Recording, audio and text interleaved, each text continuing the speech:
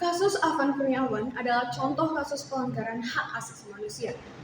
Siapa dan kenapa kasus ini termasuk pada kasus pelanggaran HAM? Sini gue jelasin.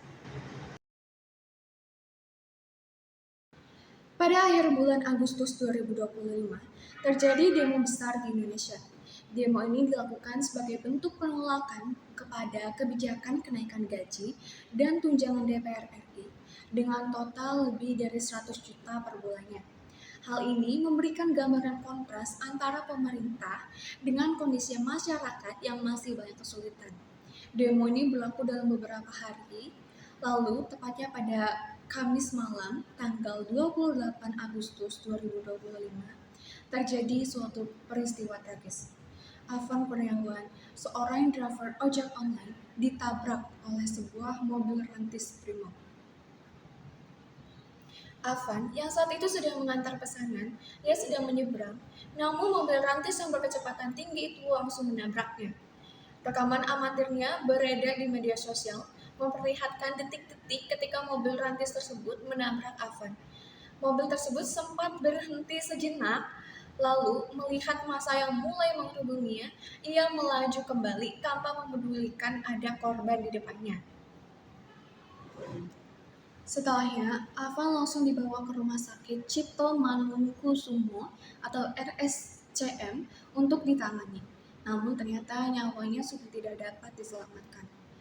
Kejadian ini tidak luput dari rekaman pendemo. Terdapat video yang menampilkan jelas saat terjadinya peristiwa ini. Teriakan histeris orang-orang di sekitarnya juga terdengar. Video tersebut kemudian viral hanya dalam hitungan beberapa menit, memicu kemarahan massa yang ada di lokasi sehingga mereka mengejar kendaraan Brimob tersebut. Yang paling keji adalah mobil tersebut sempat berhenti saat menabrak Afan. Namun dalam hitungan detik saja mobil itu kembali melaju, menindas Afan yang berada di depannya. Jadi perlu ditekankan bahwa Afan itu dilindas, bukan tertindas. Apakah kasus ini melanggar hak asasi manusia? Jawabannya adalah iya. 1. Kehilangan nyawa secara semena-mena. Komnas HAM menyatakan kematian Afan Kurniawan akibat dilindas kendaraan taktis Brimob merupakan indikasi pelanggaran HAM. Hal ini karena penggunaan kekuatan aparat dinilai tidak proporsional dan berujung pada kematian warga sipil yang tidak terlibat langsung dalam aksi demonstrasi. Yang kedua, tindakan aparat yang tidak terukur.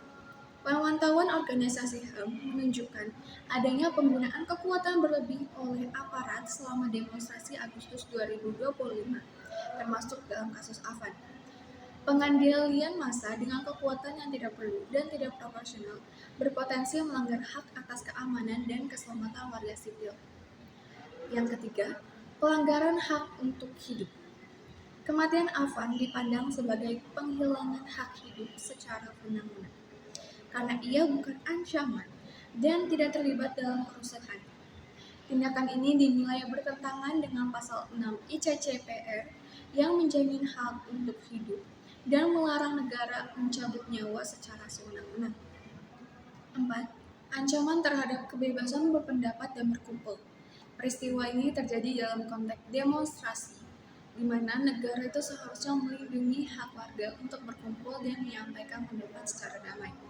Penggunaan kekuatan yang membahayakan nyawa warga sipil dalam situasi ini dapat dianggap sebagai pelanggaran terhadap hak-hak tersebut. Kasus Afan Kurniawan mengingatkan kita bahwa pelanggaran HAM bisa terjadi bukan hanya karena niat jahat, tetapi juga karena kekuasaan yang dijalankan tanpa kendali dan akuntabilitas. Meski sanksi etik telah dijatuhkan dan proses pidana masih berjalan, keadilan sejati baru tercapai ketika nyawa warga sipil benar-benar dihormati oleh negara.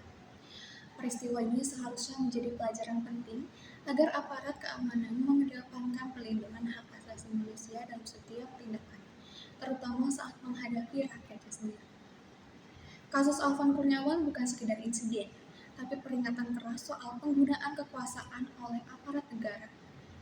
Ketika warga sipil kehilangan nyawa, keadilan dan hak asasi manusia itu seharusnya berdiri paling depan, bukan malah dikalahkan oleh kekerasan.